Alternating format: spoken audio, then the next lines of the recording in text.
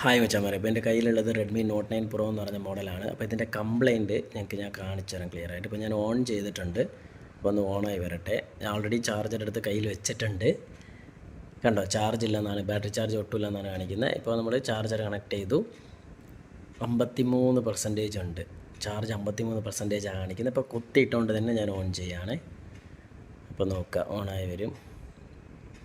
ഓണാവടോ. ഈ റെഡ്മിയുടെ ബൂട്ടിംഗ് ആണ് ഏറ്റവും വലിയ രസം. ഓക്കെ, എന്തായാലും സാധനം ഓണായിട്ടുണ്ട്. ഇനിയിപ്പോൾ ഞാൻ ജസ്റ്റ് ഒന്ന് വർക്ക് ചെയ്ത് നോക്കാം.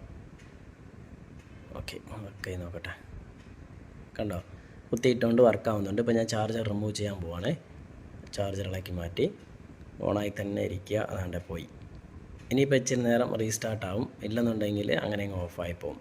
അപ്പോൾ ഇങ്ങനത്തെ കംപ്ലയിൻറ്റ് വരുമ്പോൾ ചിലർ ഫ്യൂസ് മാറ്റി യൂസ് ചെയ്യുന്നുണ്ട്. ഞാൻ ബാറ്ററിയാണ് ചേഞ്ച് ചെയ്യാറുള്ളത്. കാരണം ബാറ്ററിയിൽ ഒരിക്കലും ഞാൻ റിസ്ക് എടുക്കാറില്ല. അപ്പോൾ എന്തായാലും ഫുൾ വീഡിയോ പഠിച്ചാൽ